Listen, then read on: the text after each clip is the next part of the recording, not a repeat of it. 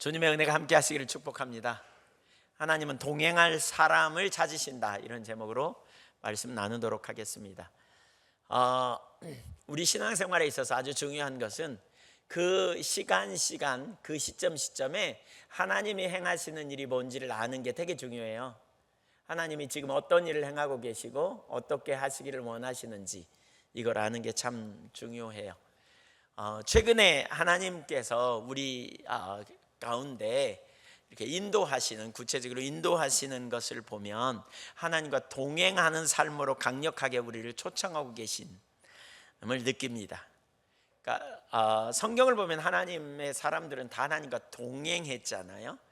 이 에녹, 노아, 아브라함, 이삭, 야곱, 출애굽한 이스라엘 백성들, 요셉의 일생은 말할 것도 없이 모세, 또 신약의 베드로, 또 야고보, 요한, 또 바울, 이런 하나님과 동행했던 사람들의 삶의 모습, 언급하지 않은 수많은 사람들이 동행하는 삶을 살았던 것을 볼 수 있어요. 최근에 하나님께서 우리를 이렇게 강력하게 하나님과 동행하는 삶으로 지금 초청하고 계심을 저는 이렇게 아주 강하게 느끼는 것 같습니다. 이번 주간에 제가 오늘 설교하는 것도 이번 주간에 하나님께서 이렇게 순차적으로 저에게 이렇게 깨닫게 하셨어요.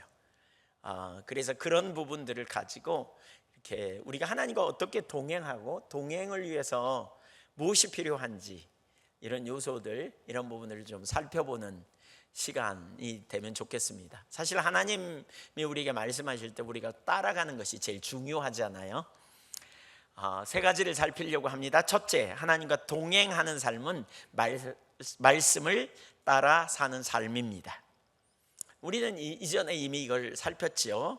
동행하다라는 히브리어는 할라크라는 단어인데요, 함께 걷는 것이라는 말입니다. 두 사람이 함께 발을 맞춰 걷는 것, 이걸 할라크라고 말해요. 하나님과 동행하는 삶을, 그래서 이제 성경 현대어 번역은 뭐라고 말하냐면 하나님의 뜻을 따라 함께 사는 것이라고 번역했어요. 두 사람이 뜻이 같아야 걸어가겠다. 아모스 3장 3절에 보면 그런 표현이 있잖아요. 두 사람이 뜻이 같지 않은데 어찌 동행하겠으며 라고 말하죠. 뜻이 같아야 동행할 수 있다. 그래서 하나님과 동행하는 삶은 곧 하나님의 말씀을 따르는 삶이죠. 이 말씀을 따르는 삶에는 두 가지 의미가 있어요. 두 가지 의미. 지난주에도 우리가 살폈지만, 첫째는 기록된 말씀을 삶의 기본 원리로 삼고 사는 것입니다. 우리 성경에 기록된 하나님의 말씀이 있죠. 이 말씀이 우리의 삶과 사역과 우리 인간관계와 우리 가정생활과 우리가 자녀를 어떻게 양육해야 되는지, 부모를 어떻게 섬겨야 되는지, 또 이웃을 어떻게 관계해야 되는지, 우리가 사업할 때 어떤 기준으로 해야 되는지, 직장생활은 어떻게 해야 하는지, 그런 기준의 원리들을 성경은 가르치고 있죠. 그래서 이 우리가 살아야 될 삶의 원리와 기준을 우리는 익숙하게 배워야 되고 또 공부해야 될 필요가 있죠. 그 삶의 원리를 따라서 우리가 살아가야 되는 거죠. 그것이 하나님을 존중히 여기는 삶이고 그 말씀을 따라 사는 삶이에요. 그걸 요약하면 십계명이죠. 십계명. 그리고 그 내용을 요약하면 하나님 사랑, 이웃 사랑입니다. 하나님을 사랑하고 이웃을 사랑하는 이 관계성입니다. 그것이 모두 하나님과 동행하는 사람의 기본적인 삶의 기준입니다. 그러니까 우리가 어떻게 살아야 하는지 기준을 이렇게 성경의 원리를 따라서 배워야 한다는 거죠. 어제 제가 ISF 우리 그 개강 예배에 거기 이제 지도 교수님들이 여러분이 오셔가지고 같이 저는 잠깐 동안 이제 이야기를 나눴는데, 그 한 분이 그런 얘기를 하더라고요. 전남대에서 그 인권에 대해서 공부하고 간 요르단 여학생이 있다 그래요. 근데 아주 똑똑하고 탁월하다고 그 얘기를 하면서 무슬림인데도 참 이렇게 기독교에 대해서 호의적인 사람이라고. 그래서 제가 그런 얘기를 했습니다. 인권은 사실 꾸란에서 그 이슬람이 믿는 꾸란에서 다루지 않거든요. 인권은 성경에서 다뤄요. 그러니까 사실 성경이 우리에게 오기까지, 그리고 이제 그 보급되고 기독교가 활성화되기 전까지 인권이라는 게 별로 없었어요. 그래서 어떤 책에 보면 예수님이 오시기 전과 후가 완전히 다른, 삶의 그 방식이 완전히 다른 이런 모습을 되게 많이 볼 수 있죠. 전 세계 인권을 가져오고, 또 그 예수님 오시기 전에는 노예 제도가 있었고, 예수님 오시기 전에는 여자의 권리가 형편없었잖아요. 근데 예수님이 오신 다음에, 그리고 성경적 세계관을 가진 사람들이 나오면서 사실 이런 게 변화됐거든요. 획기적으로 달라지고 놀라운 변화가 일어났거든요. 성경적 원리를 따라가면 우리는 하나님을 사랑하고 이웃을 사랑하는 이러한 삶을 살게 되는 거죠. 우리가 이것이 우리가 하나님과 동행하기 위한 가장 기본적인 요소인 거죠. 하나님의 말씀, 하나님의 백성이 어떻게 살아야 될지를 가르치는 그 원리를, 기준을 제시하죠. 이 기준을 떠나는 게 죄예요. 대표적인 예로 기록된 말씀을 떠나서 범죄한 사람 중에 한 사람이 누굽니까? 다윗입니다. 다윗이 밧세바와 그의 남편에게 저지른 죄 있잖아요. 무슨 죄입니까? 간음죄와 살인죄. 이 두 가지 죄를 저질름을 통해서 심각한 죄를 범했잖아요. 그러니까 기록된 말씀을 어긋나는 삶을 살 때 우리가 범죄했다, 이렇게 말하고 있어요. 여러분, 할 수 있으면 하나님의 말씀을 잘 알 수 있기를 축복합니다. 근데 여기서 잠깐 한 가지 생각하면, 그럼 말씀대로 사는 것이 우리의 행복일까요? 불행일까요? 행복이에요. 행복. 말씀대로 살기가 어렵다고 생각해서 불행하다, 이렇게 생각하시면 안 돼. 사실 과거에 우리 청년이 그랬댔잖아요. 말씀대로 사는 게 불행이라고. 왜 말씀을 주셔갖고. 그래서 제가 그랬어요. 네가 결혼했는데 남편이 바람펴. 그러면 가늠하지 말라는 말이 행복이야, 불행이야? 그랬더니 그게 행복이에요. 그래요. 예. 거기다가 거짓말해, 안 했다고. 그러면 행복이야, 불행이야? 에이, 행복할게요, 그러더라고요.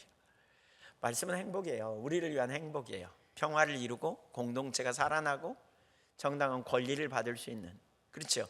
그러니까 우리가 말씀을 따라 살면 우리의 주변이 회복되고 세상이 새로워지고 온전케 되는 그런 아름다운 세상이 이루어지는 거죠. 그런 세상이 와야 될 줄로 믿습니다. 두 번째, 하나님 말씀을 듣는 것은 그 기록된 말씀을 따라 사는 것만이 아니고요, 인도하시는 성령의 음성에 순종하고 살아야 돼요. 그러니까 인도하시면 성경에 나오는 약속이죠. 매일 매 순간 우리와 동행하기 위해서 성령님이 오셨잖아요. 구약시대 하나님이 이스라엘 백성들과 그 인격적 관계를 출애굽기 19장부터 24장까지 맺은 다음에 기록된 말씀을, 언약서를 주시기는 하지만, 그러나 그 언약서를 주신 것으로 끝나지 않아요. 성막을 만들려고 그랬고, 그 성막을 통해서 하나님께 제사를 드리죠. 출애굽기 29장 42절 43절에 보면 제사를 드리게 해요. 그리고 그 제사를 드리는 가장 본질은 뭐냐? 예배를 드리는 거, 오늘날로 말하면 예배를 드리는 거, 그냥 예배당에 와서 자리 덮이고 가는 게 아니고 말씀을 듣는 거고, 그 말씀을 성령의 조명으로 깨닫게 돼서 내게 주시는 말씀이 될 때, 하나님의 말씀이 나에게 지금 말씀하시는구나, 이게 깨달아질 때 우리는 하나님과 만남이 있다 그랬어요. 이 만남이 있는 예배가 되어져야 돼요. 예배가, 이거 뭘 의미해요? 소통하는 거예요. 그 당시에 사람들이 어디로 갈 바를 알지 못하고 제사를 드릴 때 하나님께서 임재하셔서 어디로 가야 될지를 알게 하셨을 거고요. 그 당시에 사람들이 환경이 너무 힘들고 어려우니까 낭망되어서 제사를 드리러 갔을 때 하나님이 누군지, 얼마나 전능하신지, 얼마나 그들을 사랑하신지 성령의 역사로 깨닫게 되면 그들은 믿음으로 하나님을 신뢰하고 나아갈 수 있을 거거든요. 그러니까 이렇게 그 당시에 제사, 성막을 만든 것은 이스라엘 백성들이 장막에 살면서 이동하니까 거기에 함께 살면서 계속 같이 다니면서 그들과 소통하고 제사를 통해서 그들에게 인도하고 돌보시려는 의도를 가졌죠. 근데 이스라엘 백성들이 실패했어요. 왜 실패했다고요? 의식으로 본질을 대체했어요. 그러니까 예배의 본질은 하나님과 만남인데 그냥 마당만 밟는 의식 그 자체만 소중히 여기는 식으로 가버려서 정작 하나님의 말씀을 듣지 못한 거죠. 듣지 못했어요. 그들은 기록된 말씀은 있었지만 인도하심을 받는 일을 실패했어요. 그러니까 하나님께서 이제 때가 참에 독생자 예수 그리스도, 말씀이신, 말씀의 본체이신 예수 그리스도를 보내셔서 친히 제자들과 동행하며 가르치셨고, 예수님이 승천하시면서 또 다른 보혜사 성령을 보내셨어요. 그 성령을 동행자라고 번역하는 것이 옳다. 지난주에 우리가 나눴죠. 평택대 김동수 교수 그 신학자의 말.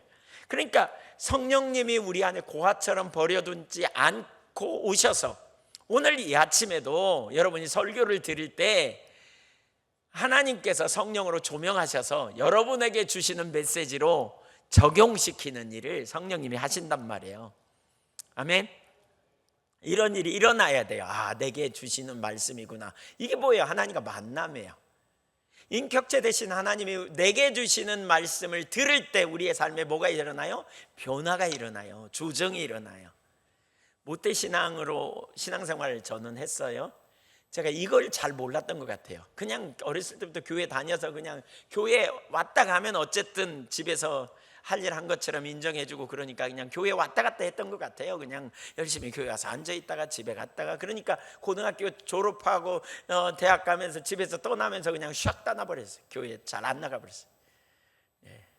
군대 가서 힘들어서 교회 좀 다니다가 또 그냥 좀 지나다가 안 다녀버리고 그냥 떠나버렸어. 예배가 뭔지 그냥 아주 지루하기만 하고 앉아서 설교도 들어오지도 않고 막 그랬던 것 같아요. 저랑 비슷한 경험이 있는 분들 한번 고개 끄덕여 보세요. 네. 남 얘기 아니죠? 네. 근데 하나님은 살아계시고 인격체세요. 인격체. 우리 눈에 보이지 않지만 우리가 그분의 형상을 따라 창조되었고요.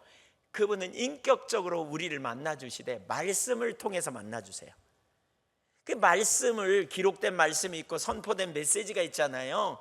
그러니까 이런 메시지와 기록된 말씀을, 성경을 읽되 우리 안에, 예수 믿는 우리 안에 오신 성령님께서 조명해 주신다고요. 성경을 읽는데 하나님은 전능하시다는 사실을 아는 게 아니라 사실을 과거에도 알았어. 무수히 들었어. 골리앗이 하나님과 함께 다윗이 하나님과 함께 하니까 골리앗을 때려잡았다. 이런 얘기 어려서부터 무진장 들었어. 근데 그 하나님이 그래서 어쩌단 말이야. 이런 정도였지만 어느 날 성령의 조명으로 내가 믿는 하나님은 전능하시구나. 그 하나님이 나를 사랑하시는구나. 그 하나님이 우리와 함께 하시면 문제가 없겠구나. 이걸 깨달아지는 거예요. 이게 하나님과 만남이에요. 이게 인격적 만남이에요. 그러면 이제 우리는 그 살아계신 하나님께 반응하며 살아가는 것, 이것이 우리의 신앙이란 말이에요. 그래서 예배를 드리면서도 하나님 제게 말씀해 주세요. 하나님 제게 알게 해주세요. 그리고 하나님을, 여러분이 코가 빠져서 낙심하고 왔는데 맨날 알았던 지식이에요. 하나님은 전능하시다. 맨날 알았어. 맨날 어렸을 때 들었어. 근데 전능하시다는 사실이 성령의 조명으로 인격체이신 하나님은 전능하신 하나님, 능치 못함이 없는 완전한 하나님이라는 걸 깨닫는 순간 우리는 어떻게 돼요? 염려 내려놓고 가요. 염려를 맡기라 그랬지. 그래 하나님이 책임지실 거야. 이러고 평안하죠. 이게 우리의 신앙이란 말이에요. 이게. 그래서 만남이 있는 예배, 이게 얼마나 중요해요. 그러니까 우리가 기록된 말씀을 토대로 살지만 매 순간마다 우리에게 깨닫게 하시고 인도하시고 우리를 조명하시고 모든 진리로 이끄시는, 그래서 우리를 그렇게 인도하려고 우리 안에 내주하신 성령의 음성을 듣는 것이 중요하다고요. 성령의 음성. 오늘도 예배를 드리는 가운데 성령의 음성을 들을 수 있기를 축복합니다. 오늘 지금 설교 중에 이미 여러분이 성령의 음성을 들었을 수도 있어요. 내가, 여러분 중에 이런 분이 있을 수 있죠. 내가 못된 신앙으로 그냥 교회 자리만 덮이고 가면 되는 줄 알았더니 그게 아니구나. 주님이 나를 만나기를 원하시는구나. 그러면 인격체가 이렇게 초청하는 거예요. 너 나랑 만나자. 그럼 내가 어떻게 해야 돼요? 주님, 제가 주님 만나기 원해요. 저를 알게 해주세요. 주님 알게 해주세요. 제가 눈으로 주님 안 보이니까 잘 안 믿어지기도 하고 귀로만 들었는데 정말 제가 주님 알기를 원해요. 저에게 확신을 주시고 깨닫게 해주세요. 이렇게 반응하는 것, 이게 우리와 하나님과 소통하는 거예요. 이게 교제예요. 이게 교제. 내가 막 낙심이 되고 혼돈이 있었는데 하나님이 전능하시고 전지하시고 나를 사랑하신데, 그 하나님이 나를 사랑하심을 내가 알았다면 염려 내리고, 그래 나의 가는 길을 그가 아시나니, 그러면서 우리는 담대할 수 있는 거죠. 담대할 수 있어요. 이런 은혜가 필요해요. 이런 은혜가 성령의 조명하심, 따라서 성령의 조명하심. 시편 107편 20절에도 보면 이런 말씀이 있어요. 그가 말씀을 보내어, 하나님이 말씀을 보내어 그들을 고치신다는 거죠. 생각을 바꾸게 하시고 믿음을 갖게 하시고, 그렇죠? 위험한 지경에서 인도하셔. 어떻게 해야 돼? 기가 막힌 하나님의 처방을 알게 해주시, 뜻을 깨닫게 해주시. 제가 과거에 그런 얘기 나눴잖아요. 처음 죽청 전에 섬기던 교회에 아주 그냥 106가구 중에 105가구가 친척인 마을에 가가지고 목회를 하려고 했더니 제가 할 수 있는 일이 한 개도 없었다고. 딱 눈으로 보이는 환경은 넌 안 돼, 그러니까 여기서 목사 한 수만 맞고 빨리 가, 이런 생각이 딱 들었다고요. 그래서 하나님께 부르짖었더니 하나님이 그 상황에서 어떤 전략을 가지고 어떻게 목회를 해야 될지를 저에게 알게 해주셨다고. 제가 그렇게 순종할 때 하나님이 열매를 맺게 하셨다고. 이런 일이 일어나야 돼요. 우리 인생에, 우리 삶에. 여러분 삶의 한계를 경험할 때 절망하지 말고, 우리가 하나님께 부르짖으면 하나님이 길을 내시고 인도하시고 우리를 돌봐주시고 또 기가 막힌 처방을 주셔서 그 모든 상황에서 가장 완전한 길로 인도하시는 우리 주님을 의지하는 것, 이것이 우리의 신앙생활이에요. 길을 열어 주님의 뜻이 무엇인지 가르쳐 달라고, 주님의 길이 뭔지 가르쳐 달라고 자꾸 구해야 돼요. 저도 가끔 그런 경험합니다만, 어떤 때는 해서는 안 될 일 막 하잖아요. 해서는 안 될 말 막 하고, 어떤 때는 후욕하는 말 나도 모르게 누가 하니까 따라서 하고, 그리고 나서 나중에 생각해 보면 그때 내가 말을 잘못했구나, 이런 거 깨닫잖아요. 그러니까 우리는 하나님, 내가 혹시 말을 잘못하지 않도록 깨닫게 해주세요, 이런 은혜를 항상 구하며 주님의 은혜를 사모하셔야 돼요. 요한복음 16장 13절에 진리의 성령이 오시면 그가 너희를 모든 진리로 인도하신다 그랬어요. 모든 진리로 인도하신 주님의 음성을 듣기를 축복합니다. 우리는 진리를 알아요, 인도하심을 받아야 돼요. 진리를 알아요, 인도하심을 매 순간 받아야 돼요. 매 순간만 받아야 돼요. 매 순간마다. 우리가 다 몰라요, 우리는. 그러니까 겸손이 필요해요. 나를 나보다 더 잘하시는 하나님, 저를 인도해 주세요, 저를 붙들어 주세요, 저와 함께 해주세요, 이렇게 하나님 앞에 은혜를 구하는 것, 이것이 우리의 신앙의 태도예요. 이 태도를 자꾸 취해야 돼요. 근데 사울은 하나님께 불순종했어요. 사울은 이렇게 들려지는 음성, 사울을 통해서 하나님이 왕을 세우고 그를 통해 행하시기 원했던 일들이 있는데, 사울은 그 부름받은 직책을 맡은 자로서 하나님의 맡겨진 사명을 감당 못해요. 그리고 자기 생각대로 가버려. 하나님 뜻을 안 따라가고. 사무엘상 15장 23절 한번 읽어보겠습니다. 시작. 이는 거역하는 것은 점치는 죄와 같고 완고한 것은 사신우생하게 절하는 죄와 같음이라. 왕이 여호와의 말씀을 버렸으므로 여호와께서도 왕을 버려 왕이 되지 못하게 하셨나이다. 그러니까 왕이 여호와의 말씀을 버렸다, 이 말은 하나님이 그 사무엘상 15장에 보면 아말렉 사람들이 이스라엘을 무진장 괴롭혔거든요, 약자를. 그러니까 하나님이 그들을 진멸하라 그래요. 근데 그 사울이 온전히 순종 안 해요. 부분적으로만 순종해요. 그걸 두고 하나님이 뭐라 그러냐, 여호와의 말씀을 버렸다, 이렇게 표현해요. 그러니까 하나님이 그 순간에 그를 통해서 이 뜻을 이루고자 했는데 사울이 순종 안 했다는 거예요. 그러니까 하나님이 그를 더 이상 쓰시지 않겠다, 이렇게 표현해요. 더 이상 그를 사용하지 않겠다는 거예요. 그래서 더 이상 왕이 되지 못하게 그 직분에서 쫓아내겠다는 거죠. 더 이상 그 역할을 감당하지 못하겠다는 거죠. 반면에 다윗은 철저히 하나님의 말씀을 존중히 여기는 사람, 하나님의 뜻대로 살기를 애썼던 사람이에요. 22절을 다시 한번 볼까요? 이렇게 말합니다. 패하시고 다윗을 왕으로 세우시고 증언하여 이르시되 내가 이새의 아들 다윗을 만나니 내 마음에 맞는 사람이라 내 뜻을 다 이루리라 하시더니 그랬죠. 하나님의 마음에 맞는 사람, 하나님의 뜻을 다 이루는 사람, 이건 뭐예요? 동행하면서 하나님의 뜻대로 순종하여 하나님의 뜻을 다 성취한 사람, 이게 누구라고요? 다윗이라고요. 그러니까 사울을 패한 이유는 이렇게 못했기 때문에 패한다는 거예요. 여러분 한번 생각해 보세요. 그러면 자, 여기서 생각해야 될 중요한 이슈가 있어요. 다윗이 더 큰 죄를 범했어요. 다윗이 무슨 죄를 범했냐면 남의 아내를 뺏어가지고 간음하고 그 남편을 살인 교사해서 죽였어요. 다윗이 더 큰 죄를 범했어요. 사울이 더 큰 죄를 범했어요. 일반적으로 우리 누가 더 큰 죄를 범한 것 같아요? 누구요? 다윗의 한 표를 던지시나요? 네. 근데 하나님은 생각은 달라요. 다윗이 범한 죄도 결코 적지 않아요. 왜냐하면 나중에까지 하나님이 우리 아내의 일로 인하여 다윗이 하나님을 진노케 했다, 이런 표현이 계속 나와요. 우리아의 일 외에는 다윗은 다른 모든 것이 정직하게 행했다, 이런 표현이 나와요. 근데 사울은 그렇게 큰 죄를 범하진 않았던 것 같아요. 성경적 원리에 따라서 그렇게 막 드러나게 막 두드러지게. 그러나 사울은 하나님이 그때그때 말씀하시는 음성에 순종하지 않고요, 그리고 자기가 하고 싶은 대로 행한 거예요.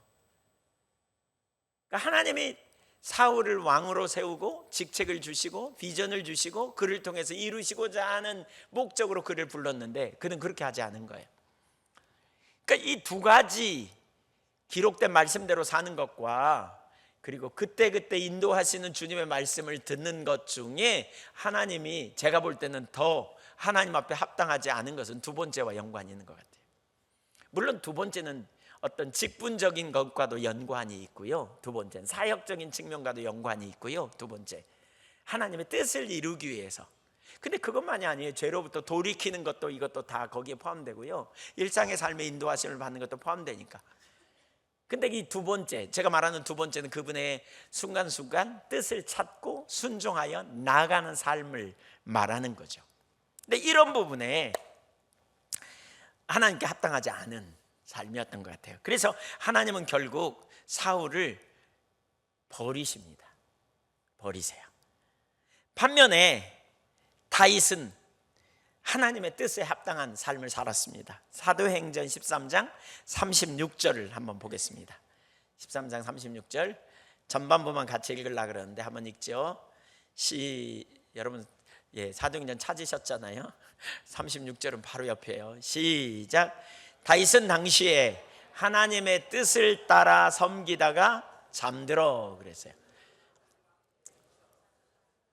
네, 다윗은 그 당대에 있는 하나님의 뜻을 따라 섬기다가 잠들었어요. 그러니까 여기서 중요한 게 있어요. 뭐냐면 우선 그 시대마다 하나님의 뜻이 있다, 하나는.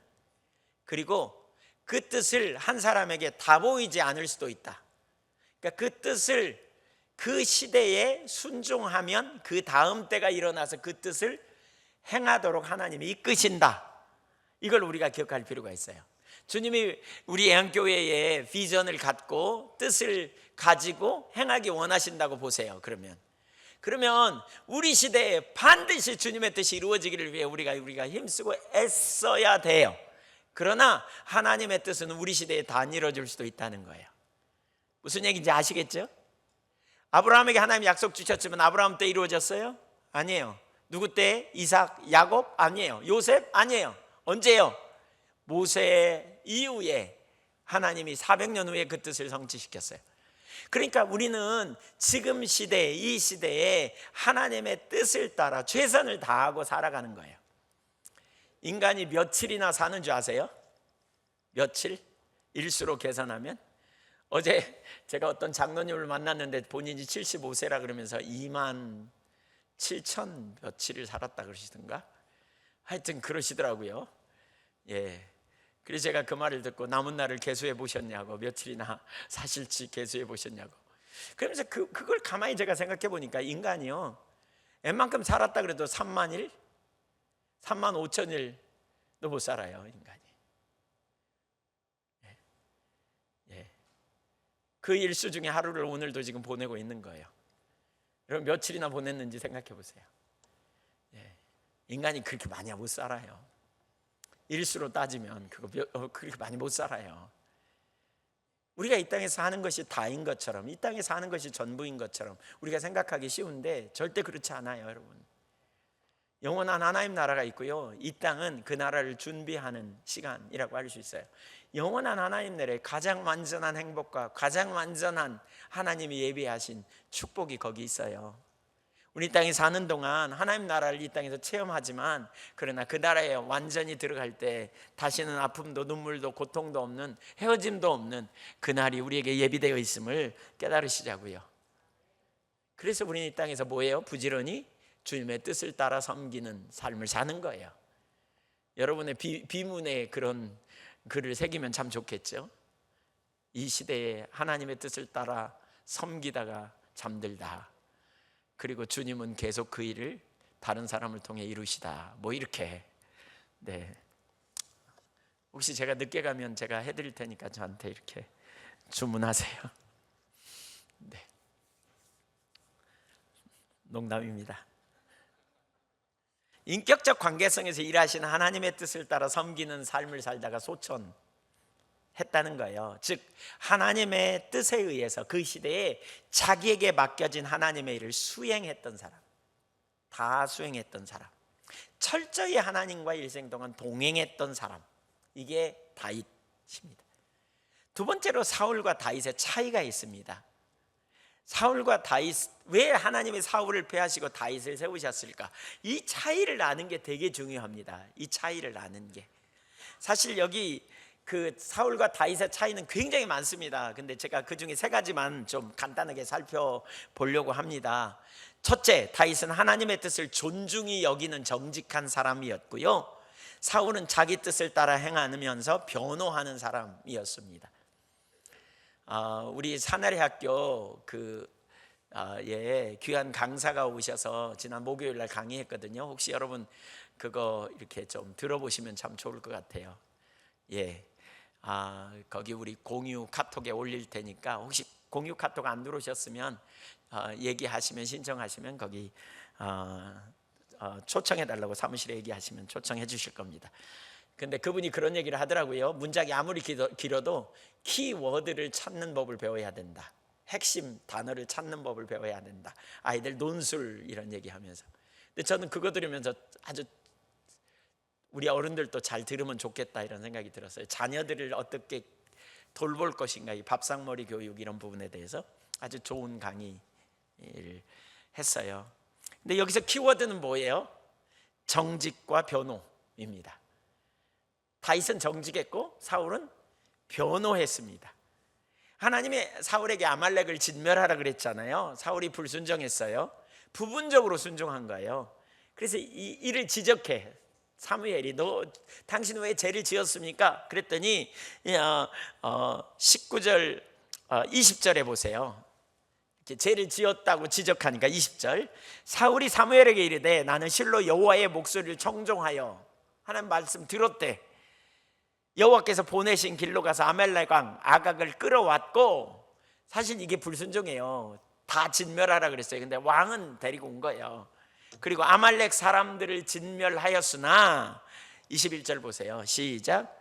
다만 백성이 그 마땅히 멸할 것 중에서 가장 좋은 것으로 길갈에서 당신의 하나님 여호와께 제사하려고 양과 소를 끌어왔나이다 하는지라. 누가요?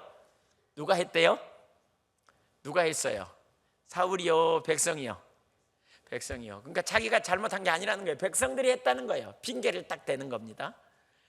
그러니까 그는 지도자로서 하나님의 말씀을 자기가 들었기 때문에 자기가 그 말씀대로 서도록 백성들에게 강력하게 얘기해야 되는데 그걸 안 한 겁니다. 그 지도자에게 책임이 있는 거예요, 보통. 그러면서 뭐라 그래요? 제사 지내려고. 제사 지내려고. 그랬더니 15장 22절에 순종이 제사보다 낫고 듣는 것이 수양의 기름보다 나으니 라고 말합니다. 그러니까 하나님이 원하시는 건 순종이지 제사가 아니라는 거예요. 그러니까 바꿔 말하면 제사를 원치 않는다 그 말은 아니에요. 제사의 본질은 하나님과의 소통하는 가운데 듣고 순종하는 것이라는 거예요. 이게 하나님과의 만남이고 이게 하나님과 교통하는 삶이에요. 그 이후에 다윗의 그 사울의 일생을 살펴보면요, 계속 변호합니다. 잘못을 지적할 때마다 누구 때문에 그랬고 또 왜 그런 이유가 있다고 막 이런 이야기를 합니다.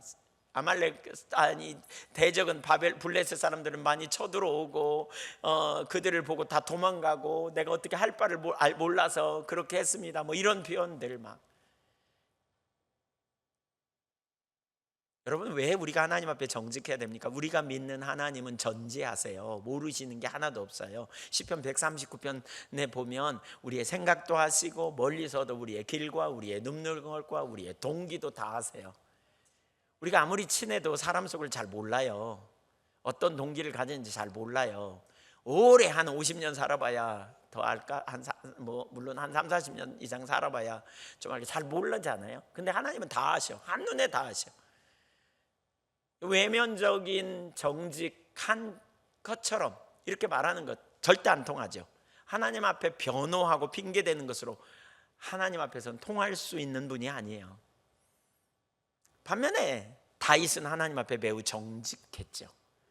나단 선지자를 보내가지고 하나님이 우리아의 아내 밧세바를 범하고 그 간음한 사건 그리고 살인한 사건을 딱 지적하죠. 그러자 그가 뭐라 그러냐면 사무엘하 12장 13절에 다윗이 나단에게 이르되 내가 여호와께 죄를 범하였노라 이렇게 인정합니다. 그랬더니 이제 당신이 죽지 아니하려니와 그러면서 다른 일들이 있을 거다 이렇게 표현하죠. 여기 그가 어떻게 회개했는지 자세한 기록은 안 나와요. 근데 시편 32편과 시편 51편을 보면 그가 얼마나 절박하게 회개했는지 잘 볼 수 있어요. 페트라 주석에 보면 그의 회개에 대한 네 가지 학자들이 네 가지를 얘기해요. 첫째, 다윗은 나단 선지자의 책망을 들은 즉시 회개했다. 즉시 회개했다는 거예요. 그러니까 사울의 경우와 달리 선지자의 대언적인 말씀을 두렵고 떨리는 마음으로 받았다는 증거다. 이게 다윗의 정직함의 근거 중에 하나죠. 정직한 회개. 두 번째, 다윗의 회개는 매우 짧았다. 그는 그의 회개에서 우리는 자신의 죄에 대하여 변명하려는 흔적을 조금도 찾아볼 수 없게 된다. 다윗은 조금도 변명하지 않아요. 맞다라고 인정해요. 내가 잘못했습니다. 인정하는 거예요. 하나님 앞에서 회개도 하나님 앞에서 하는 거죠. 세 번째, 다윗의 회개는 자신의 죄에 대해 숨김없이 토설한 것이었다. 그러니까 시편 32편 5절에 보면 그는 하나도 남기지 않고 하나님 앞에 토설했다. 낱낱이 고백했다. 이렇게 표현해요. 하나도 감추지 않으려는 그리고 용서를 비는 이런 태도. 네 번째, 다윗의 회개는 겸손한 회개였다. 그는 일개 선지자. 다윗은 그때 절대 권력이거든요. 막 나가는 잘 나가는 왕이었어요. 그가 행한 것도 세상적으로 볼 때 뭐 그럴 수도 있지, 그 당시의 문화로는 얼마든지 그럴 수 있는 문화였어요. 근데 하나님 편에서 볼 때 그가 심각한 죄였고 그것이 얼마나 하나님 안 기뻐하는 것인지 이러한 죄인 것을 이제 그가 깨달은 거죠. 근데 그 당시에 무명의 선지자, 일개 선지자가 와가지고 완전히 다윗을 사람들이 개망신 주면서 완전히 당신이 그 나쁜 사람입니다 막 이렇게 얘기하거든요. 다윗이 조금만 변호하려는 심정이 있어 보세요. 그래서 너 뭐 나한테 보태준 거 있냐? 저놈 죽여라 이러면 끝났어요. 근데 다윗은 그렇게 하지 않았다는 거죠. 왕의 신분, 절대적인 권력을 가지고 있음에도 불구하고 자신의 모든 죄를 어린아이 같은 마음으로 고백하고 돌아섰다는 거예요. 그래서 열왕기상 15장 5절을 보면 이렇게 표현합니다. 이는 다윗이 햇사람 우리아의 일 외에는 평생에 여호와 보시기에 정직하게 행하여 자기에게 명령하신 모든 일을 어기지 아니하였습니다. 하나님 앞에 정직함, 이게 얼마나 중요한지 몰라요. 정직은 외면적인 모습만 해서 말하는 게 아니에요. 중심도 중요해요. 사실 그 다윗의 정직은요, 다른 사람들도 다윗의 정직이 소문났어.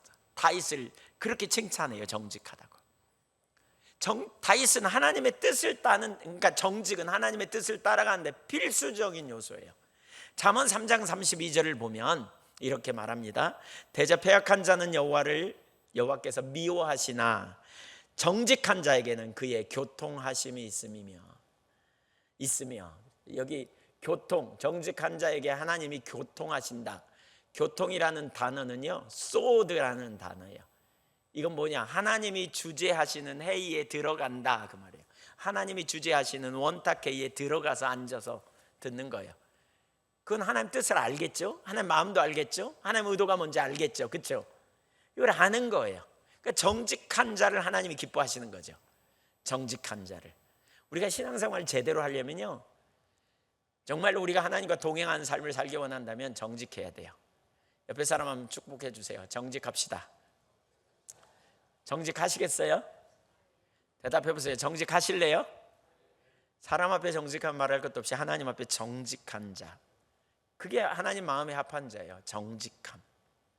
실제로 로버트 클린턴이라고 하는 미국의 리더십에 대하여 영적 지도자 만들기라는 책을 쓴 분이 쓴 글에 보면 하나님에서 사람을 이렇게 빚어가시는 과정을 6단계로 얘기하는데요, 그 모든 과정에서 핵심, 인격적으로 빚어가는 핵심이 뭐냐? 영어로 말하면 인테그리티라는 거예요. 이게 뭐냐? 통전적 정직, 정직함이에요. 하나님의 뜻이 그러면 거기 순복하는 이 자세, 하나님의 말씀이 그게 그렇고 그게 옳다면 그렇게 인정하는 자세, 이게 얼마나 중요한지 몰라요. 이 자세. 우리는 보통 자기가 옳다고 주장해서 고집을 내세우기가 참 쉽잖아요. 이게 꺾어지는 거예요. 하나님 말씀이 그렇다면. 자기를 변호하기 위해서 합리화하고 남 탓하고 핑계대고 그러잖아요. 정직한 자세가 우리에게 필요해요. 정직한 대면, 맞다고, 내가 그렇다고. 여러분, 이런 사람을 하나님이 인정하시고요, 은혜를 부어주시고 또 세상에서 그런 사람을 찾아요. 정직을 별로 안 기뻐하지만 정직한 사람을 옆에 두고 싶어하는 그것이 세상이잖아요. 예, 어떻게 정직하실래요? 변호하며 사실래요? 네, 정직하시겠어요? 네, 옆에 사람한테 한번 고백하세요. 내가 정직하겠습니다. 진짜냐고 물어보세요. 네, 네. 두 번째, 이 두 번째, 세 번째가 참 중요한데, 다윗은 사람들의 평판에 붙들리지 않고 말씀에 순종했어요. 사울은 사람들의 평판에 강하게 흔들렸어요. 하나님의 뜻을 따라가는데 참 어려운 것 중에 하나가 그거더라고요. 사람들이 나를 어떻게 평가할까에 우리의 초점이 가면 주님의 뜻을 따라가기가 어려워요. 사울이 그랬어요. 사무엘상 15장 12절에 사무엘이 사울을 만나려고 아침에 일찍 일어났더니 어떤 사람이 사무엘에게 말하여 이르되 사울이 갈멜리로 자기를 위하여 기념비를 세우고 발길을 돌려 길갈로 내려갔다 하는지라. 전쟁에 갔다 와가지고 순종도 안 해놓고는 자기를 위해 기념비를 세웠대요. 이 자기를 위한 기념비는 뭐예요? 자기가 한 것을 사람들에게 알리려는 목적이 있잖아요. 드러내려는. 그러니까 그만큼 사울은 사람들이 어떻게 자기를 평가할까, 사람들에게 알려지기를 원하고 드러나기를 원하는 이런 영역이 되게 많았던 것 같아요. 그래서 말씀에 불순종했어요. 사무엘상 15장 24절도 한번 같이 읽어볼까요? 누구 때문에? 누구의 말을? 백성을 두려워했대요. 아마 이랬던 것 같아요. 전쟁에 나가서 승리하면 뭔가 좀 전리품을 가지고 와야 되잖아요. 근데 생명 있는 걸 다 죽이라 그러니까 아깝잖아요. 그러니까 백성 중에 나는 이거 소 끌고 가서 번제 제사해야 되겠다. 그러니까 왕이 못 말린 거예요. 왜? 예, 백성들이 열받을까 봐 못 말린 거예요. 그냥. 그래서 끌고 와. 그러면서 이거 어떻게 하지? 아마 이런 속으로 생각했나 봐. 사무엘이 물으면 어떻게 하지? 그래, 제사 지낸다 그러지 뭐. 아마 이러고 오지 않았나 싶어요. 백성을 두려워하여. 백성들 다 죽이라 그러면 백성들이 마음에 안 들어 할까 봐. 여러분 생각해 보세요. 말씀은 누가 들었어요? 백성이 들었어요? 사울이 들었어요? 사울이 들었어요. 그러니까 사울이 리더십을 가지고 그 일을 행해야 되는데 백성들이 반란을 일으킬까 봐, 백성들이 불평할까 봐 못했다는 거예요. 사울은 사람들의 평판에 되게 익숙했어요. 30절도 보면, 그러니까 하나님이 말 안 들어서 사울을 버리겠다 그러거든요. 그 매우 심각한 상황이잖아요. 그런 순간에 어떻게 해야 돼요? 죄를 뒤집어쓰고 회개하면서 잘못했다고 구해야 돼요. 근데 이렇게 말해요. 내가 범죄하였을지라도 이제 청하옵나니 내 백성의 장로들 앞과 이스라엘 앞에서 나를 높이사 나와 함께 돌아가서 내가 당신의 하나님 여호와께 경배하게 하소서. 그러니까 경배의 목적이 뭐냐면 자기를 높이는 수단으로 여기는 거예요. 그 당시에 사무엘은 영적 지도자인 걸 백성들이 다 알았거든요. 사무엘이 사울과 함께 가서 경배하면 하나님이 우리 왕 사울을 인정하는구나, 이렇게 보이려고. 지금 하나님 뭐라 그랬어요? 사무엘을 통해 너는 버린다, 너는 왕 되지 못하게 한다, 너는 쫓아낸다, 이렇게 말하는데도 이런 태도로 일관돼요. 왜? 사람들의 평판을 기대하는 거죠. 우리가 신앙생활하면 진짜 어려운 게 이거 같아요. 제가 과거에 이렇게 하나님의 임재가 거치니까 이제 설교 뭐 해야 될지 제일 어려워요. 요즘은 설교하기가 참 쉽습니다. 왜냐하면 은혜가 함께 하나 봐요. 이렇게 깨닫게 하시고 어떻게 해야 될지 보이고 막 그러거든요. 그래서 요즘 설교하기가 참 쉽습니다. 근데 그때 진짜 어려웠어요. 그러니까 토요일 날인데 설교 준비를 해야 되는데 준비가 안 돼. 잘 이해 못 하실 거예요. 그 말이 무슨 말인지. 안 잡혀, 윤곽이. 그러면 그냥 어떻게 할까 막 성경을 이리 봤다 저리 봤다 그냥 그러다가 나중에는 그냥 테레비 끄고 축구해서 축구 보고 이불 딱 옆으로 해놓고 이렇게 누워서 축구 보고 있었어요. 그랬더니 빨간 장갑을 낀 제 아내가 왔어요. 이렇게 부엌에서 물 뚝뚝 떨어지는 빨간 장갑 끼고 딱 이러고 서더니 저를 보더니 지금 토요일인데 설교 준비 안 하고 왜 테레비만 보고 있냐고 그래요. 설교 준비가 안 된다고, 내가 힘들어 죽겠다고.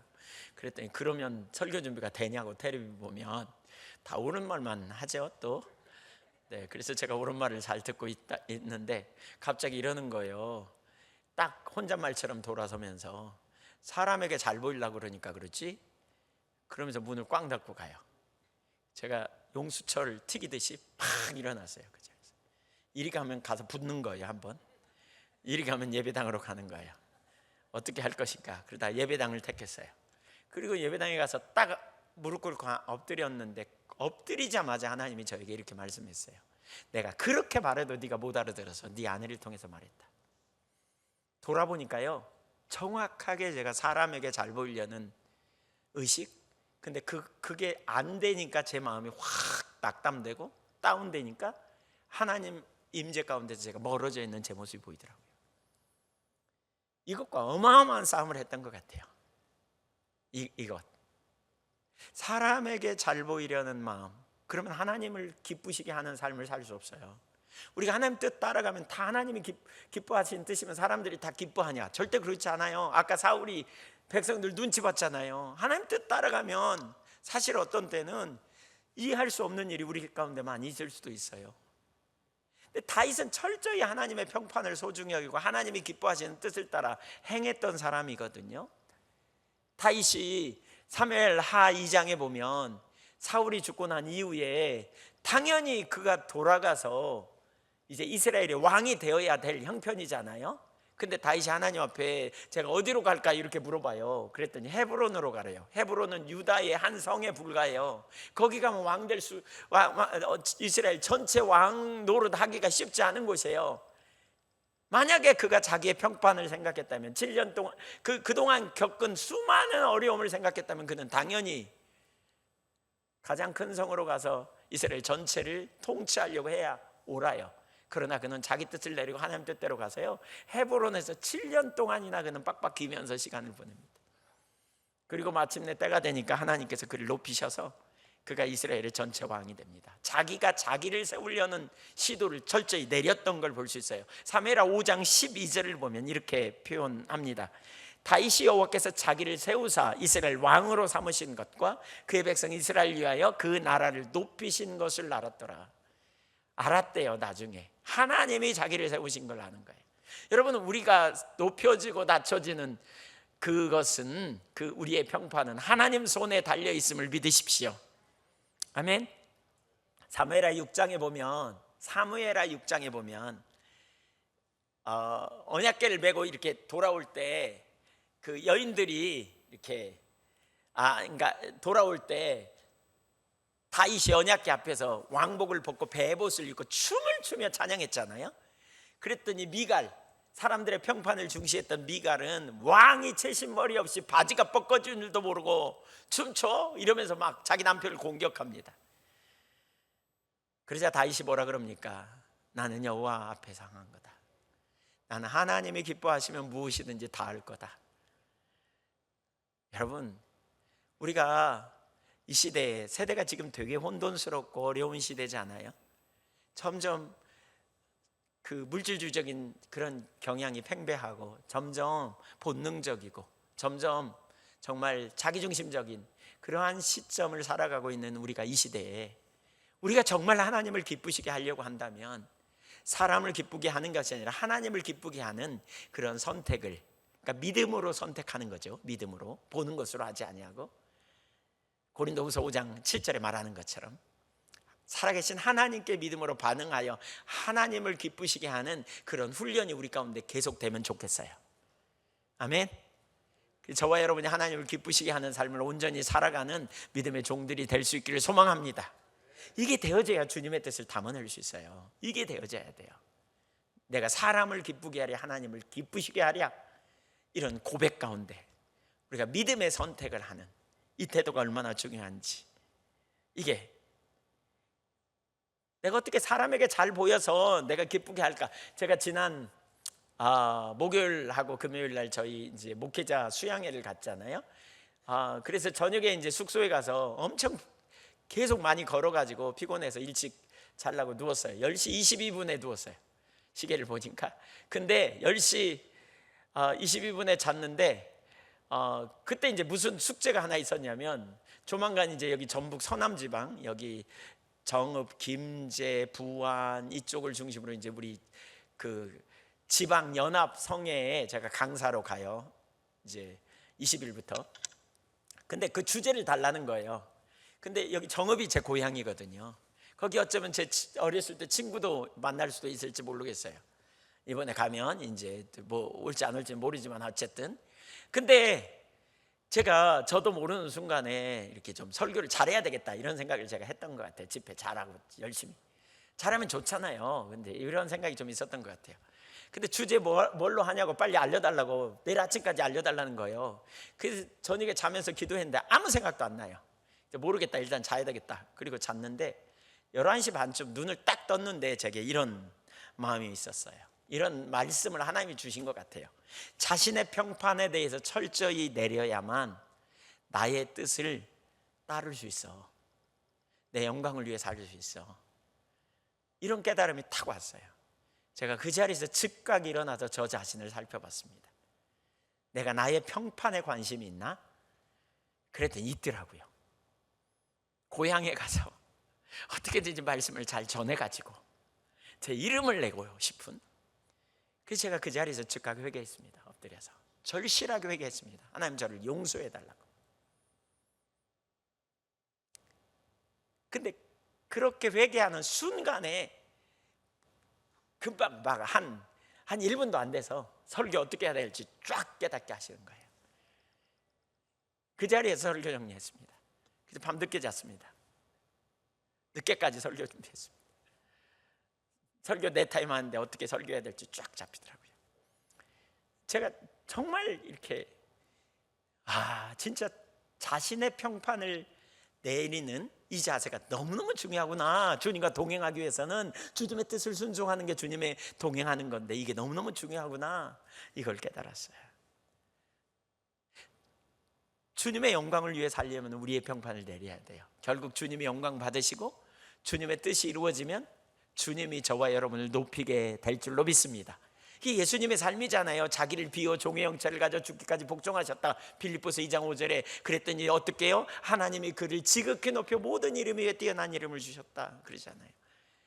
우리 자신의 평판, 사람들이 어떻게 생각하든지 평판을 내리고 하나님의 뜻이 무엇인지 찾아서, 그게 하나님의 뜻이라면 때로는 오해도 받고 때로는 어려움도 있을 수 있지만 의의 최후 승리를 믿으면서 믿음으로 담대히 걸어가는 저와 여러분이 되기를 소망합니다. 그 결단이 필요합니다. 이거 결단. 세 번째, 다윗은 과거에 매이지 않고 주의 길을 찾았고, 과거에 매여 사울은 자기 길을 따랐다. 여기 키워드는 뭐예요? 여기 뭐예요? 과거에 매이는 거예요. 매이냐 매이지 않느냐는 거예요. 매이냐 매이냐. 사울은 반복적으로 불순종을 하게 되는데 그 주된 이유가 뭐냐면, 사울은 베냐민 지파거든요. 사사기 20장에 보면 베냐민 지파 사람들이 나쁜 짓을 해요. 네이 지파 중에 한 사람이 첩을 얻어갖고 가는데 그를 윤관해요. 뺏어가지고 그리고 죽이게 돼요. 그래서 그들을 내놓으라 그랬더니 안 내놓으니까 이 사람이 그냥 이제 이스라엘 전체에 호소해가지고 이스라엘 민족이 와서 11지파가 와서 그 베냐민 지파 쓸어버려요. 거의 베냐민 지파는 아주 소수만 살아남아. 그러니까 정치적인 입지가 약하죠. 그러니까 다윗은 그 백성들의 눈치를 되게 많이 봤던 것 같아요. 더 이렇게 과거. 그리고 그뿐만이 아니죠. 하나님이 그가 불순종하니까 사무엘을 통해서 2번이나 내가 내 마음에 맞는 사람을 찾아내서 그를 통해서 내가 내 뜻을 이룰 거야, 너 왕이 되지 못하게 할 거야, 2번이나 하나님 말씀하시거든요.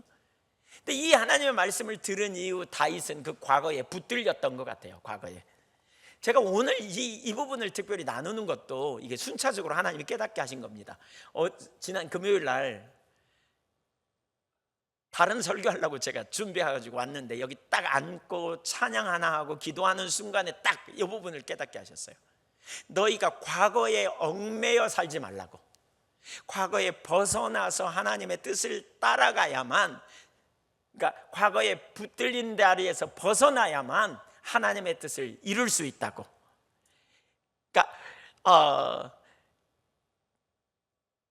다른 왕 삼겠다는 이야기를 들었잖아요, 그가. 근데 사무엘상 18장 6절에 보니까, 6절 이하에 보니까 이제 그 전쟁에 블레셋과 전쟁하고 돌아오는 길에 무슨 일이 벌어져요? 사울은 천천히요, 다윗은 만만히로서 여인네들이 노래 부르잖아요. 그 노래를 부르는 걸 듣고 다윗이 뒤집어졌어요. 여러분, 상처가 있으면, 어떤 두려움이나 어떤 문제가 있으면 과거의 상처를 가지고 현재를 오버랩해서 해석하거든요. 그러니까 지나치게 해석해요. 과잉 해석해요. 그러니까 사울이 그 말을 듣고요, 되게 기분 나빴어요. 건강한 사람이라면 백성들 축복하고 하나님 앞에 맡기고, 그리고 하나님이 나를 세우시는 분도 하나님이고 내려놓으시는 분도 하나님이야, 이렇게 해결했을 거예요. 근데 건강하지 못하니까 그런 일 있어? 그러면서 머릿속으로 생각하는 게 셀프 토크라 그러죠. 여기서 이런 생각이 올라와, 그놈이 인기를 얻어? 그러면 그 다음에 나를 몰아내고 죽일 수도 있겠는데? 그럼 내가 어떻게 하지? 그래, 내가 죽이는 게 옳겠어. 혼자 묻고 혼자 질문하고 혼자 답하고 또 거기다 결론을 내리고, 그리고 나중에 행동해요. 결국 그는 남은 생애 동안 하나님의 사람을 대적하고 죽이고 멸망하려는 끊임없는 시도를 하죠. 충성된 자기의 부하를 끊임없이 죽이려고 시도하다가 결국 귀신 들려가지고 악신에 들려서 그는 고통 가운데 살아가다가 그 얼마나 어려움을 당합니까? 상처를 얘기하면 사울보다 다윗이 훨씬 상처가 많을 거예요. 어떤 상처가 많을까요? 다윗이 사울에 의하여 충성된 종이었는데 사울의 억울한 일을 당했잖아요. 아니, 자기가 달라고 하지도 않았는데 왕이 자기를 사해 삼겠다고 딸 미가를 주잖아요. 주워놓고는 자기를 죽이겠다고 쫓아다니면서 자기 아내를 다른 남자에게 시집 보내버렸어. 한번 생각해 보세요. 얼마나 눈이 뒤집히겠어요. 그 또 기회만 있으면 자기를 죽이겠다고 쫓아다녀. 그렇게 못 살게 굴어 사울이. 자기가 사울에게 잘못한 거 한 개도 없는데 너무너무 억울하고 너무너무 고통스러운 시간을 보냈을 거예요. 먹을 거 한번 제대로 못 먹고, 뭐 좀 안전하게 평안하다 살아보려고 그러면 또 그냥 쫓아와고 죽이려고 그러고, 자기 민족이 어려움을 당하려 그래. 그러니까 가서 그 시방무지 사람들을 도와줬어. 그랬더니 그들 중에 한 명이 배신해가지고 사울에게 고발해가지고 사울이 또 자기 잡는다고 쫓아와. 얼마나 억울하고 분통 터지겠어요. 우리는 보통 이쯤 되면 어떻게 해요? 내적 맹세를 하죠. 두고 보자 이러면서. 내가 다시는 그렇게 안 하리라. 내가 가만히 있나 보자 뭐 이런 생각. 보통 사람은요, 이 내적 맹세와 과거의 경험, 상처의 기초에서 일생을 살아가요. 그거의 기초에서. 제가 아는 어떤 한 분은요, 어렸을 때 엄마 아빠가 대판 싸워가지고 결혼을 안 하겠다고 결심하고 결혼 안 해요. 제가 아는 어떤 분 가정은 엄마 아빠가 대판 싸웠대. 근데 나는 저렇게 안 살아야 되겠다. 그리고 결혼했어요. 결혼 초장에 어마어마하게 싸웠대. 왜? 배운 것이 도둑질이라고. 그냥 싸웠대. 어떻게 하는지를 못 배워서.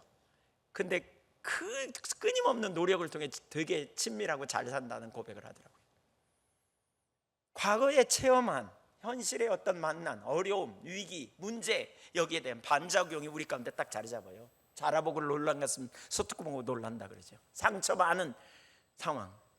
그러니까 어떤 때는 어떤 사람이 말을 옆에서 이렇게 막 지시하는 형으로 하거나 어떤 경우에는 말을 강하게 하는 이런 환경 속에서 자란 사람들은 주변에서 그렇게 말하면 딱 이런 결론을 내리는 거죠. 아, 저 사람하고는 만나서는 안 될 사람. 그래서 안 만나. 가까이 하기 싫어. 그리고 그렇게 내내 살아가. 그것이 정당하다고 생각하고 그렇게 사는 것이 옳다고 생각해. 근데 문제가 있어요. 우리는 누구의 백성이에요? 하나님 나라 백성이에요. 하나님 나라의 뜻이 뭐라고요? 하나님의 통치 아래 들어가는 거예요. 우리는 누가 주인이에요? 누가 주인이에요? 대답해 보세요. 예수님이 우리의 주인이죠. 예수님이 구원자만이 아니라 우리의 주인이에요. 그래서 우리는 어떤 순간이든지 그분의 뜻대로 그분의 의도를 따라 그분을 주인 삼고 살아가는 거예요. 내가 살아온 삶이 어떠하든지 상관없이, 살아온 삶이 험하면 감정적인 쓴뿌리가 남아 있어요. 살아온 삶이 어려우면 부정적인 의식이 우리 속에 수많은 잔재로 우리에게 가득 남아 있을 수 있어요. 이 쉽게 고쳐지지 않을 수 있는 문제이기도 해요. 근데 거기에 붙들려서 우리가 남은 생애를 살아간다면, 경제적으로 되게 어렵게 살았기 때문에 나는 돈을 벌어야 돼, 돈 없으면 난 죽어, 이런 의식으로 살아간다면 여러분은 하나님의 나라의 백성이 아니고 돈의 백성이죠. 돈을 주인 삼는 돈의 노예되죠. 우리는 이제 성숙돼야 되는, 하나님과 동행하려면 성숙해야 돼요. 성숙해야 돼요. 성숙은 뭘 의미해요? 주님의 뜻을 따라 걸어가는 거예요. 어떤 환경, 어떤 상처, 어떤 아픔, 어떤 억울함, 어떤 고통, 어떤 지난날의 상처, 그것이 여러분의 삶을 발목 잡고 여러분의 삶을 무너뜨리고 넘어지게 하도록 두지 마세요. 그것이 옳은 것처럼 당당하게 얘기하지 마세요. 이미 굳어진 사고로 나는 이런 뜻을 정했어요. 왜 정했는데? 아이고, 내가 살아보니까요, 그렇게 그냥 어렵더라고요. 그냥 이렇게 정해놓았다면 여러분 잘못된 사고예요. 주님의 뜻이 뭔지 다시 물어야 돼요. 무너뜨리고 다시 쌓아야 돼요. 가정이 어떻게 세워져야 되는지, 인간관계를 어떻게 맺어야 되는지, 과거의 어떤 아픔 혹은 간접 경험 혹은 슬픔 혹은 두려움, 문제, 난관, 그것이 진리인 것처럼, 그것이 전부인 것처럼, 내가 과거에, 여러분 상처가 많으면 그러거든요. 과거에 누군가의 무시를 당했어. 그러면 그 무시당한 경험을 내가 안 받으려는 반작용이 우리에게 생기잖아요. 근데 어떤 사람이 말을 하는데 좀 내가 느낄 때 무시받는 것처럼 느껴져. 그러면 어떻게 하느냐? 내 과거의 상처에 있던 그 기억은 없어도 그 분위기, 그 감정이 현재 이 문제를 해석해요. 그래가지고 과대 반응을 해요. 그러니까 다른 사람은 절대로 무시 안 했는데 본인은 무시받는다고 느끼는 거예요.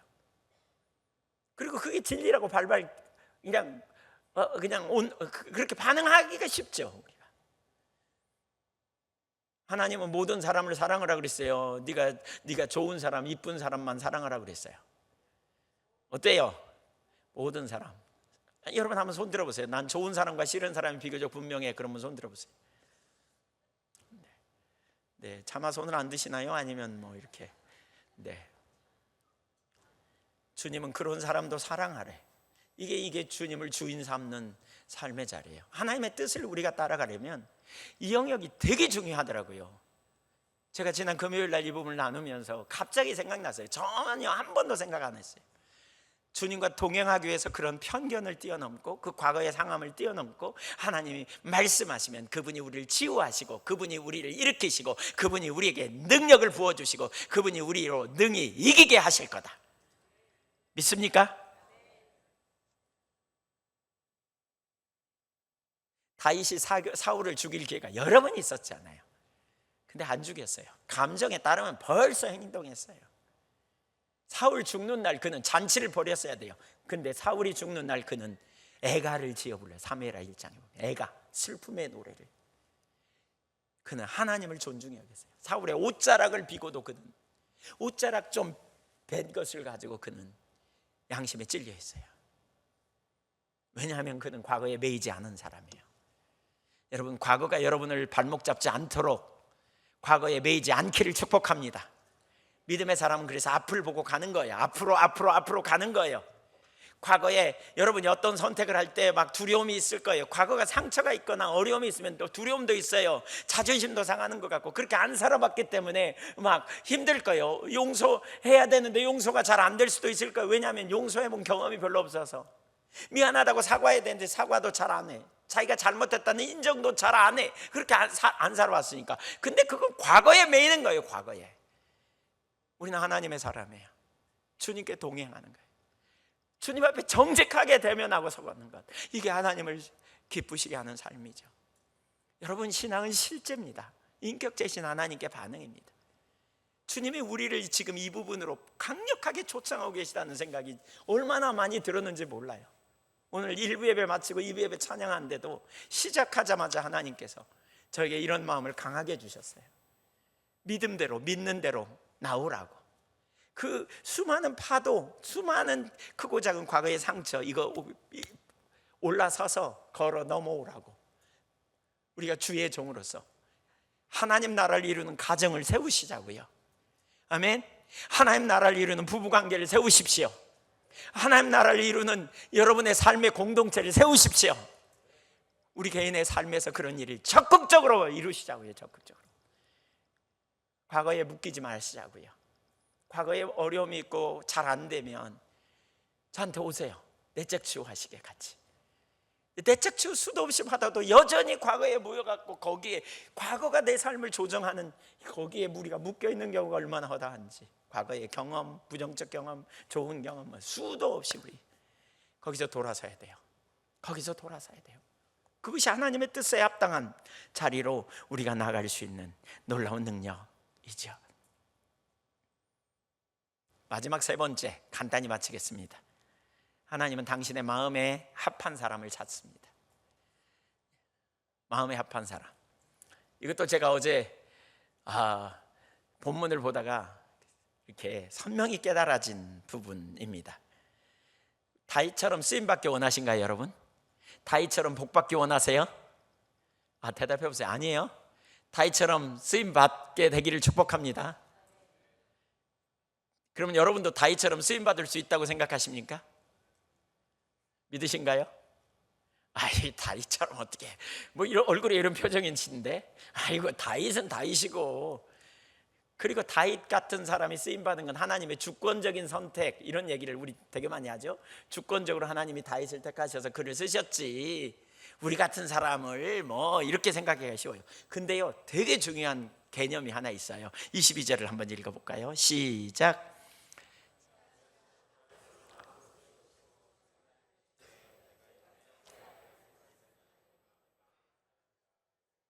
제가 어제 이 구절을 읽다가 여기 그 아들 다윗을 만나니, 이 구절이 눈에 딱 들어왔어요. 그게 만나니?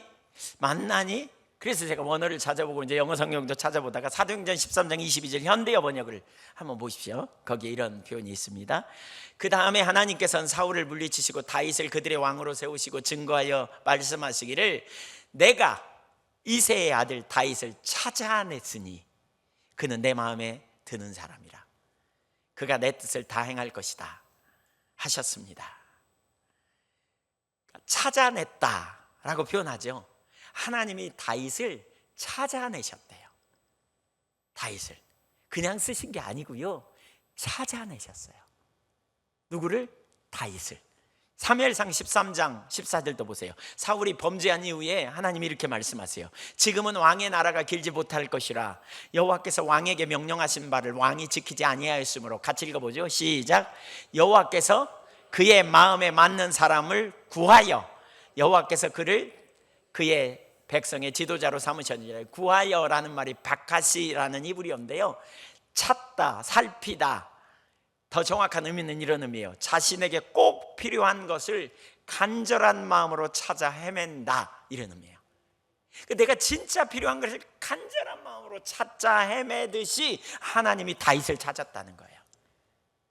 다윗은 하나님께 발견된 사람. 시편 89편 20절.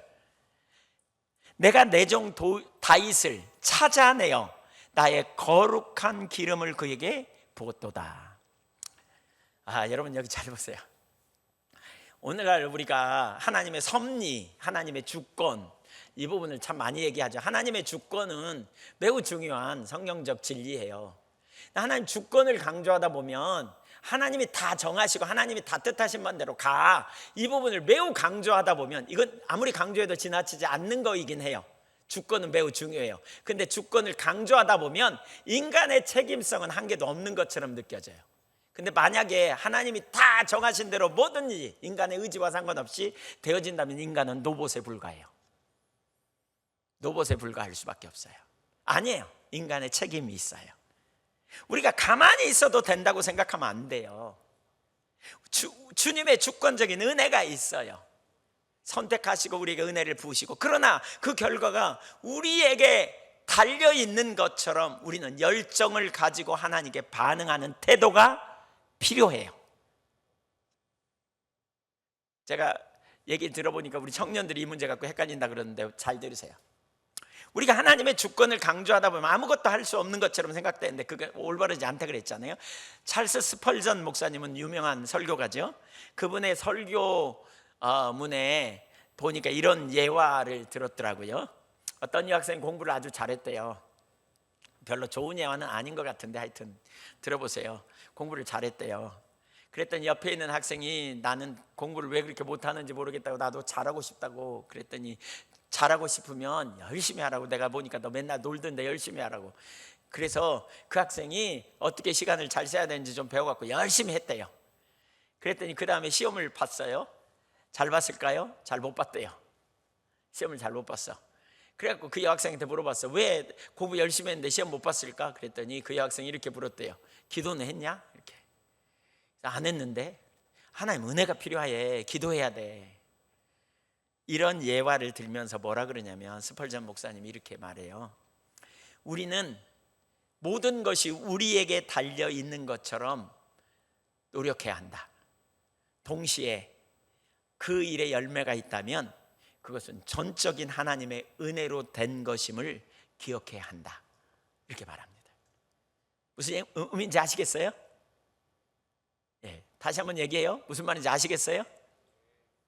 네, 모든 것이 전적인 하나님의 은혜로 된 것임을 인정해야 된다는 거예요. 그러나 그 일의 책임이 우리에게 있는 것처럼 열심히 해야 된다는 거예요. 열심히 해야 된다는 거예요. 이거예요. 사실 성경에 이런 표현들이 자주 나와요. 역대하 16장 9절, 우리가 얼마 전에 봤던 구절인데, 여호와의 눈은 온 땅을 두루 감찰하사 전심으로 자기에게 향하는 자들을 위하여 능력을 베푸시나니. 그러니까 하나님은 온 땅을 두루 감찰하십니다.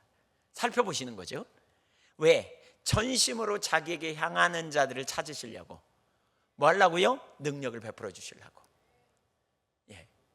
우리 요한복음 4장 24절에도 보면 하나님 영이신 예배하는 자가 신령과 진정으로 예배할지니라. 그러면서 23절에 뭐라고 했어요? 하나님은 이렇게 예배하는 자들을 뭐 하신다? 찾으신다. 찾으신다. 하나님 찾으세요. 우리가 그냥 가만히 있으면 되는 게 아니에요. 적극적인 표현하고 인격적인 하나님의 말씀 앞에 반응하고, 이게 얼마나 중요한지 몰라요. 에스겔서 22장 30절도 보세요. 이 땅을 위하여 성을 쌓으며 성 무너진 데를 막아서서 나로 하여금 멸하지 못하게 할 사람을 내가 그 가운데서 찾다가 찾지 못하였으므로 여러분, 이스라엘을 멸망시키려다가 하나님께서 한 사람을 찾으려고 했는데 못 찾았다는 거예요. 성 무너진 데를 막아선 그 시대에 타락한 그 시대의 메시지를 전하고 그 시대의 사람들로 돌이키게 전파하고 나누는 사람을 못 찾아서 그 시대에 멸망했다는 거예요. 예레미야 5장 1절도 읽어볼까요? 같이 시작. 너희는 예루살렘 거리로 빨리 다니며 그 넓은 거리로 찾아보고 알라. 너희가 만일 정의를 행하며 진리를 구하는 자를 한 사람이라도 찾으면 내가 이 성읍을 용서하리라. 하나님은 그런 사람들을 찾으신다니까요. 그런 사람들을 찾아야 돼요. 그래서 적극적으로 그런 사람들을 찾고 구하고 열망하고 이렇게 나아가는 그런 사람들을 하나님이 찾으세요. 그래서 그들을 통해서 하나님의 일을 이루세요. 하나님은 역사의 주관자세요. 사울을 세우신 분이 하나님이고 다윗을 세우신 분이 하나님이시잖아요. 근데 어떻게 해요? 하나님은 거기에 맞는 사람을 찾으셨다고요. 그냥 가만히 있는 사람을 찾은 게 아니잖아요. 진짜 정직하고 진짜 하나님의 뜻을 위해 명분을, 자기의 명성을, 그 사람들의 평판 어떻게 말할지를 내리고 과거에 붙들려 가지고 헤매는 것이 아니라 하나님의 뜻이라면 기꺼이 나아가는 그런 사람들을 하나님 찾으셔서 그런 사람들을 적재적소에 세워서 하나님만 하실 크기의 일을 감당해 내려고 하나님 인도하시는 것이지요. 역사의 주인이신 하나님. 그러므로 주님의 뜻을 이해하고 그 뜻을 위해 헌신하는 무리들이 필요한 거예요. 저는 오래전부터 이런 기도를 했어요. 청년 때부터. 그 당시에 잘 몰랐어요. 제가 근데 이게 하나님 뜻인가 잘 몰랐는데 하나님께 발견되기 원합니다. 제가 이런 기도 되게 많이 했거든요. 최근에서 알았어요. 아, 이건 정말 하나님 뜻이구나. 오직 주님의 손에 발견, 주님의 눈에 발견되기를 원해요. 주님이 그런 사람을 찾으세요. 저는 우리 예언교회가 그런 교회가 되기를 소망합니다. 저는 여러분 한 분 한 분이 제가 그런 사람이 되기를 원합니다.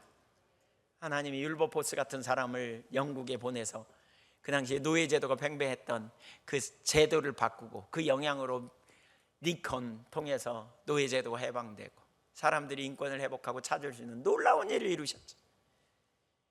한 사람이 변화되면 그곳에 있는 부조리가 깨지고 그곳에 하나님의 뜻이 이루어지고 소외받는 자들이 도움을 받고 죽어가는 영혼이 구원에 이르고 치유와 자유케 되는 놀라운 역사가 일어나는 거죠. 한 사람이 필요해요. 그 한 사람이 여호와의 영광이 이르는, 그래서 믿음으로 살아가는 그 한 사람, 자기 뜻을 내리고 하나님의 뜻을 이루기 위해 집중적으로 찾고 구하는 그런 사람을 주님은 찾으셔서 동행하시면서 주님의 뜻을 다 이루는, 우리 시대에 주어진, 우리 앞에 주어진 하나님의 뜻이 저와 여러분의 삶을 통해서 온전히 이루는 놀라운 역사가 있기를 주님의 이름으로 소망합니다. 전 하나님이 지금 그를 찾고 계시다, 이런 메시지를 오늘 우리에게 주신다고 확신해요. 내가 이런 사람을 찾는다. 내가 자기의 그 평판, 사람들의 평판을 내리고 그 과거에 붙들린 바에서 돌아서고 말이에요. 하나님을 정직하게 서는 이런 무리들이 우리가 되고 우리의 다음 세대가 그렇게 세워질 수 있도록 우리 기도하시자고요. 아멘. 네, 우리 같이 주님 앞에 우리 같이 기도하는 시간을 갖겠습니다. 잠깐 동안이라도 우리 기도하죠. 설교는 하나님의 말씀이라고 말하죠. 오늘 설교를 통해서 하나님이 여러분에게 말씀하셨다면, 깨닫게 하신 게 말씀을 들은 거예요. 깨닫게 하셨다면 여러분은 이제 인격제신 하나님 앞에 여러분의 입술로 고백하고, 회개할 게 있으면 회개하고, 고백할 게 있으면 고백하고, 결단할 게 있으면 결단하고, 그리고 은혜를 부어달라고 하나님 앞에, 이렇게 우리가 하나님 앞에 기도하는 시간을 잠깐이라도 갖기를 원합니다. 같이 우리 기도하겠습니다.